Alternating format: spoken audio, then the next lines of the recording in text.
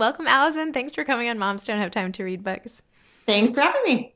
Allison and I just went through 20 minutes of technical issues, and she's been very patient with me, so thank you. You've been patient with me. Who knew this is difficult to get online? Yeah. So, your new book, let's talk about Cleo. Tell Yeah, me about how you came up with, tell listeners what the book is about, sure. what inspired you to write it. So Cleo McDougal is a young, ambitious senator, and she is sort of the anointed one to run for president. And before she does, or before she can, her best friend from high school writes a really scathing personal op-ed about her that goes viral. And she has kept a list of all of her regrets for most of her life, and she is forced to look back and figure out how to make amends, if she can make amends, and if she wants to make amends before she can sort of step forward. So I think that's the synopsis. It stemmed from, I tried really hard. It's not a political book. Like, I want to make that clear, but it certainly is a book about being a woman in this particular moment in time, I think, or at least that's what I was aspiring to. I was working on a different one that sort of echoed the same themes, and it just wasn't working. And I can't even remember what the lightning bolt was that led me to Cleo, but it just became very clear that I had to set that book aside. And I literally woke up one day and I remember I was actually watching Sam Elliott on, like, I want to say Jimmy Kimmel, and his daughter was named Cleo. And I was like, that's such like a powerful name. And I went to bed that night and I woke up and I was like, this is what you read. And so that's how it started. That's And I so didn't cool. really think it was anything. And I wrote like 50 pages and I sent it to my agent. And I was like, I don't really think this is working, but at least it's a diversion from my other book, which really wasn't working. And she's like, no, it's working great. So I just kept going. And that was that. Wow. So you never know. Maybe when you like feel the least devoted to something, that's when like inspiration can really come. I don't know. But I So didn't realize until I read the book that her dad is the one who had inspired her to keep this list of regrets, yes, and that it was an ongoing list from when she was much younger, prior to yes. her parents passing away, which I feel like is not a spoiler because it was so early in the book. I Yeah, hope that's okay. And that there were like over 200 regrets. Weren't there like 230 or something, like yeah. 233? Well, that's what I wanted it to. I wanted it to sort of be outlandish, like the notion of somebody actually acquiring. I mean, look, we all have like small regrets. Maybe some of us had bigger regrets, but the notion of really tracking that spoke to sort of the underlying. I mean, not like psychosis, but like who really does that? Like she's very rigid. She's a perfectionist, but she's made all of these both big and small mistakes along the way. And I thought that made her more intriguing as opposed to just like, well, like it's funny. My birthday was the other day and we actually went out to dinner and my son was like, what are your biggest regrets and accomplishments? And I could name like 3 big regrets. Not something like, I'm not somebody who looks back, but like, I was like, yeah, I really wish that I had gone abroad in college instead of staying back for my stupid college boyfriend. Like that's my regret. But the notion of having like 233, like I felt like that made it more interesting. So Totally. I feel I don't like, know. though, if I knew I was keeping a list, like let's say I started one today, Yeah. probably each week there's something I regret. So if like, right? I mean, You like should have gotten on Skype. Like totally. Yeah. some of them were small, should have had cash to Yeah. tip whomever. And then some of them are bigger. Should have gone to Paris instead of staying at college for my stupid boyfriend. Like what did that matter? So yeah, I mean I just thought it made it interesting. Like I didn't want it to be like, oh, I have 10 regrets. So that's where it came from. And as I played around with it, I mean, I think I really vacillated. There were like just writing and like 400. And then I was like, that seems outlandish.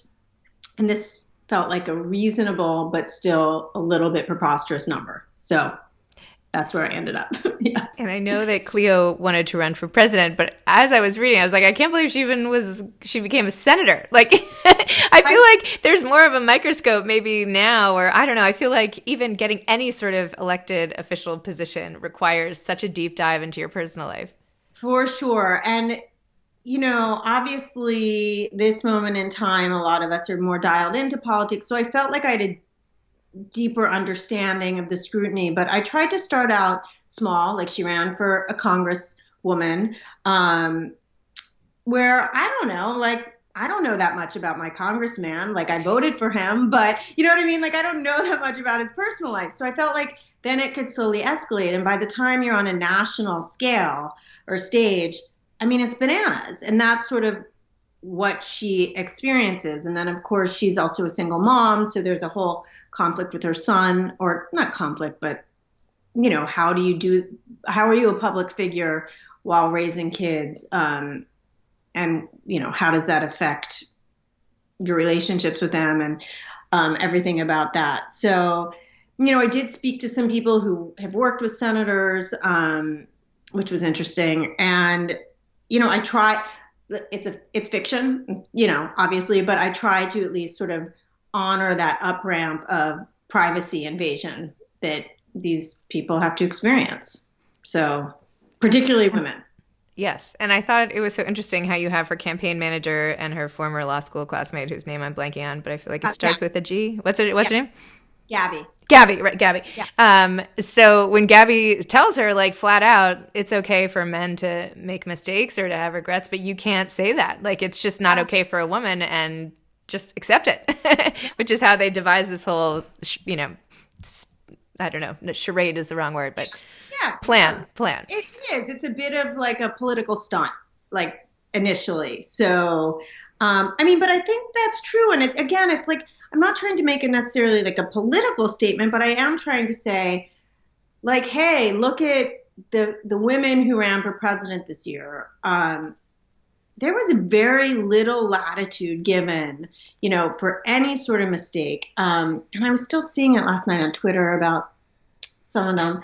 And I was just like, this is just such bullshit. Like, all these men have made, you know, huge, and which isn't to say that there's something wrong with men making mistakes. Like, you can revise your position on something or whatever. That's growth. But women are just not afforded that same thing. And so, you know, I wanted to view it as Gabby comes around to, it's not a weakness, it's growth. And that's, I mean, you know, I'm in my 40s. I would hope that that is what we can come to, that if we were all doing the same stuff we did in our 20s, like, you know, yeah, yikes. So, happy to have closed the chapter on a lot of those things. I wouldn't mind being a little younger and whatever, but the growth and hopefully emotional and intellectual growth that you come to is something that you can be proud of. And I don't think that women, women just aren't afforded that same luxury. So. Have you ever wanted to be a politician in any way? Oh my God, no. But my son does. So that is probably part of the reason that I sort of had this deep dive, or maybe that I was so interested in it. No, you know, it's funny. And I've never considered myself like a particularly political person, but I do look out in the world right now. I mean, I would say, you know, prior to a few years ago, without, you know, making this political, because again, I hope the book just sort of speaks for itself. But I felt like it was just using politics was sort of a lens with which to view some of the positions that women are in right now. Like, I didn't want to, and that is something I've experienced. I mean, I'm sure as you have, like, you know, I was thinking about this recently, like dating back to college. And I remember I went to Penn and I was in a Wharton class. And we were working on a marketing project, and I don't know, it was a group project. And I remember like one of the young men saying to me, like, wow, I didn't realize you were smart. And I was just like, I don't even know what to do with that, you know, but it was so obviously like it was a male dominated class. There wasn't a lot that they thought I was going to contribute. And so it's like moments of that, of reflection, where I felt like I wanted to give voice to that through Cleo. And I think a lot of women understand that. Totally. Yeah. So how did you go? What happened between Penn and now in terms of writing? Did you always want to write? Like, did you go to college thinking that, or tell me when it started? No, it's so interesting because you know, in high school, like I got a lot of feedback from my English teacher, English teachers, one in particular who was, very encouraging. But this was in like the 90s. Like the internet really wasn't around. Like, how did one become a writer? It was just insane. It didn't even occur to me. So no, I went to Penn. My brother was an investment banker. Like that's sort of what my parents aspired for me, taking nothing away from them. But that was like the path. And it was just so obviously not for me. So I did some PR out of college. And I just slowly transitioned to, I was doing like web copy, and eventually I transitioned to magazines. And then I got bored with that after many years. Like, people, you like to reinvent yourself every once in a while. And I wrote a book, and it was terrible and it didn't sell, but it was, it was like a good foundation for figuring out how to actually do what I wanted. And I just kept trying. And I should say at Penn, I was given like a newspaper column.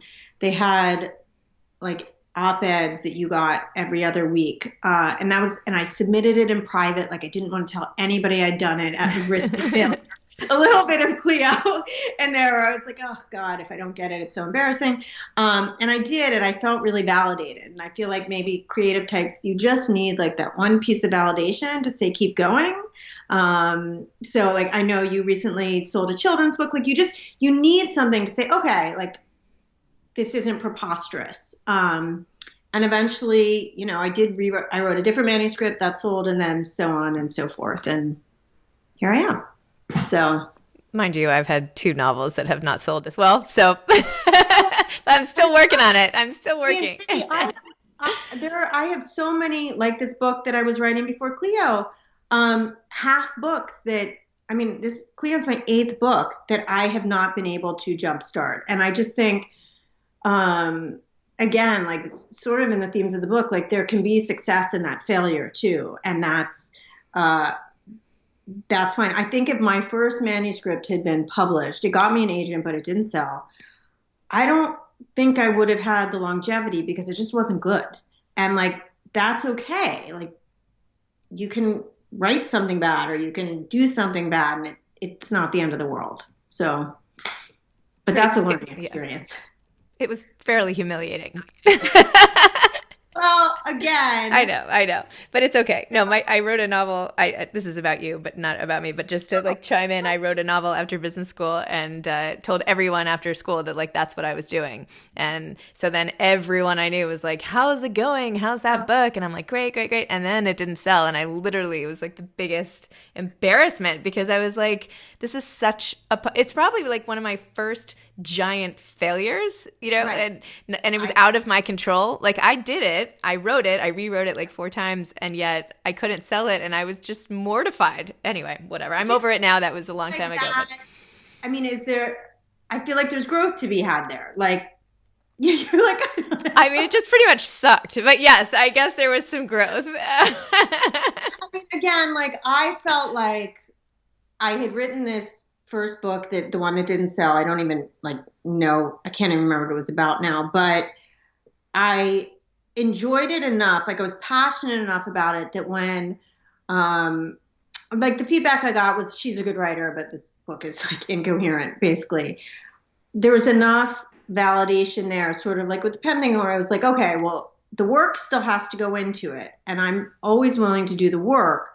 And if I do that, maybe I have another shot. So, that's what I took from it. And sometimes being in the creative field is just continuing to go. Yes. You're absolutely right. So, so when you write now, what's your process like for the novels? Like, do you have outlines? Do you have a place you go? Do you write from home? Like, how do you do it? Write from home.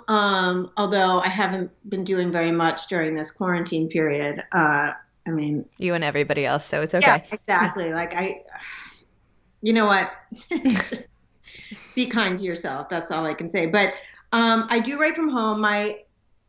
My dream day is to wake up and immediately start writing because, like many writers, the actual writing is sort of my least favorite aspect of it. It's hard for me to sit down and do it. So I find that if I wake up and like I often like screw around online or I, whatever, blah, blah, blah. If I don't do that and I just don't give myself an excuse to procrastinate, it's like working out. Then it's done and I try to hit like 1,000 words a day. And sometimes it's great and I keep going or I come back to it. And sometimes it's like literally 1,001 and that's it and I'm done. But if I do it first thing, it's such a relief to me. Again, it's like working out. It's like not hanging over me all day. So that is the routine, 5 days a week. And then if you're writing 1,000 words a day, I usually can get a little more. It's like a 3-month first draft. And then, the real work begins with the second draft and all of that. But I really like working with an editor. I'm somebody who I like welcome that constructive criticism to really show me where I'm going wrong. And then I feel like I can always make it better. So that's the process. That's how you do it. And I saw that you just sold the film rights. Is that right? Isn't that right? Or film rights to a different book. This one we're optimistic. We'll see. I sold the film rights for Time of My Life, which was my second book. It sold back when it came out, and then the same producer has never lost her passion for it, and she bought it again for Sony, and I'm excited. I mean, we'll see. Hollywood is a weird and fickle place. I haven't gotten to know the process more because my husband's a producer, like burgeoning. He's started within the last couple of years. Like it is so slow. It's like maddening. It's a miracle that anything gets done. To be honest, I cannot believe any projects get done ever. 100%. And so that's why I'm like, yeah, I'm excited, but because when this first sold, 10, 12 years ago, I was much more naive. I'm like a jaded old soul now. And I've had a few other things sell, and it's just really tough to get it out of the starting gate. So we'll see. But I'm hopeful. I mean, she loved it for many years. So we'll see. So you never know. It's meant to maybe it's meant to happen this way, right? Yeah, that's what I mean. And we've been in touch, and I consider her a friend. And so maybe this time, rom-coms are coming back, and I feel like people need some levity, given that we might be in this situation for a while. So hopefully, though I don't know how you film these days. So yeah, me neither. Well, I guess we'll all watch and see. Podcast. Yeah, there we go.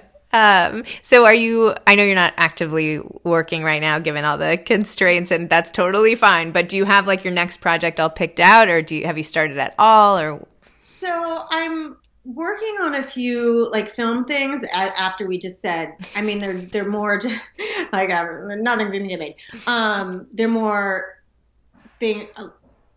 like with the magazine stuff, I'm interested in sort of trying flexing a new muscle. And I wrote a script with a friend of mine. We adapted my last book, Between Me and You, and he's a very accomplished screenwriter. So I learned so much in working with him. So we're sort of fiddling around with that and trying a variety of things. I feel like I'm actually, for the first time in my life, I'm sort of interested in writing a sequel to this book. I feel like there's so many places it could go. And I really loved her son, who you have teenagers, I think. So I do. So I have 2 teens, so I would love to sort of get back into him.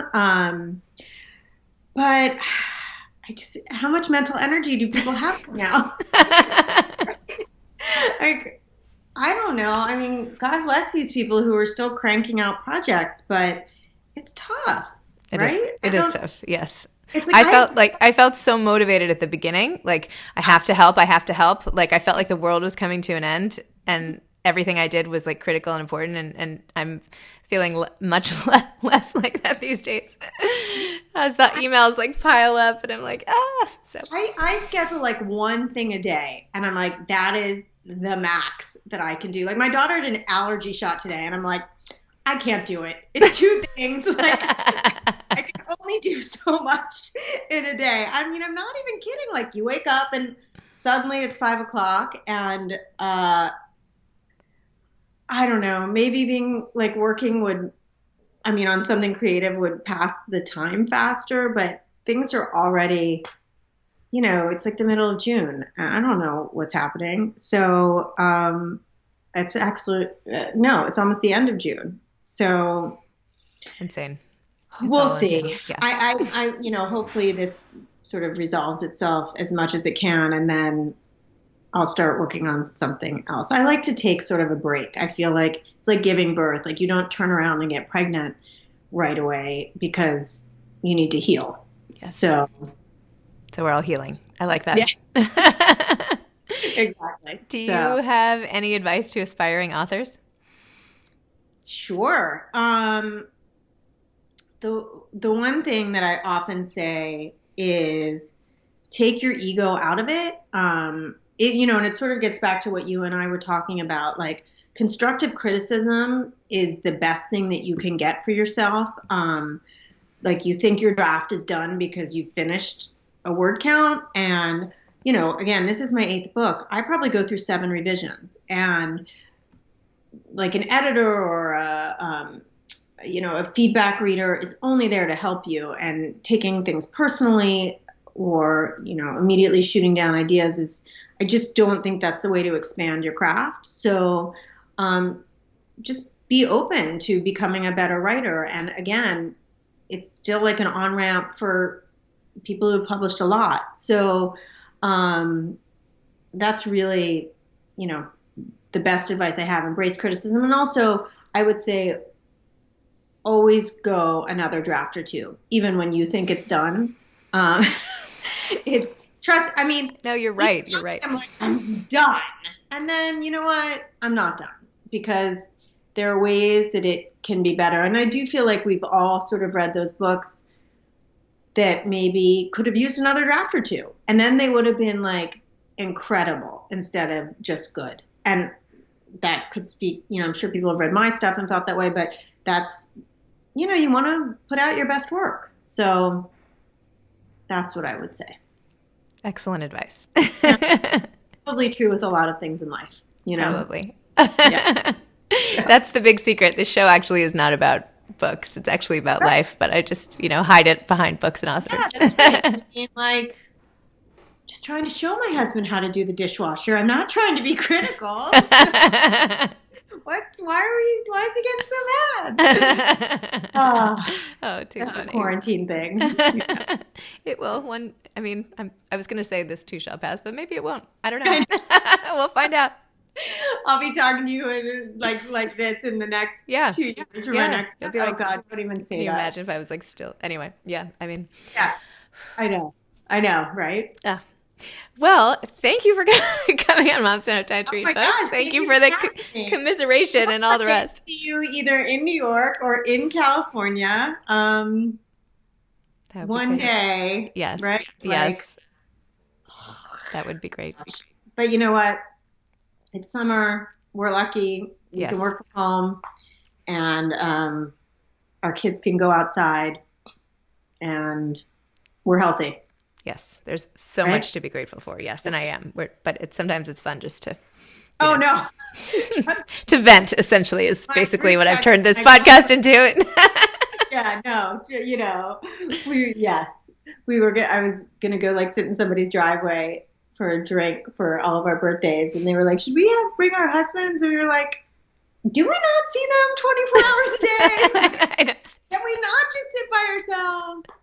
I know I had a girlfriend come over and to sit outside and chit chat or whatever, and she was like, "I feel so bad interrupting. You guys don't have the kids this weekend," because I'm divorced and remarried. Yeah.